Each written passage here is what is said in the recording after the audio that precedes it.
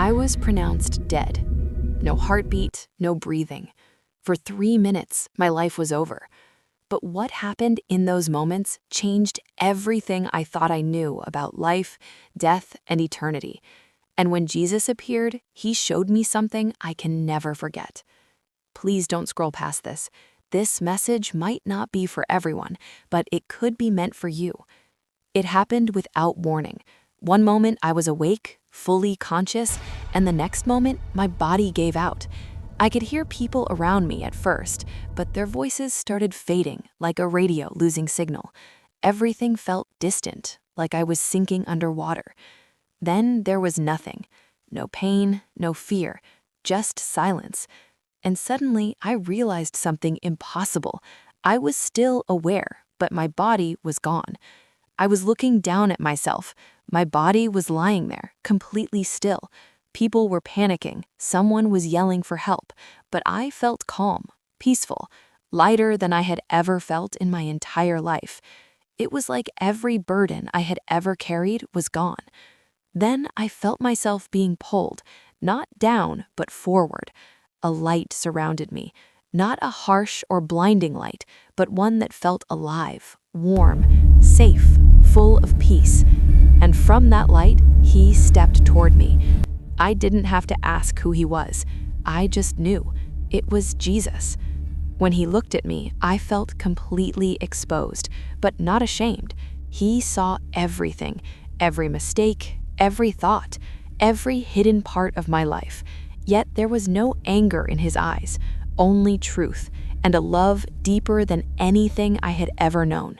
He didn't speak with his mouth the way we do. His voice went straight to my soul. Then he showed me moments from my life, not the big achievements, not the things I was proud of. He showed me the moments I brushed off as unimportant, times I chose comfort instead of obedience, times I stayed silent when I should have spoken, times I knew what was right and still walked away. I felt the weight of those moments, but not with condemnation, with understanding. Then he showed me how close eternity really is, how thin the line is between life and death, how fragile time is.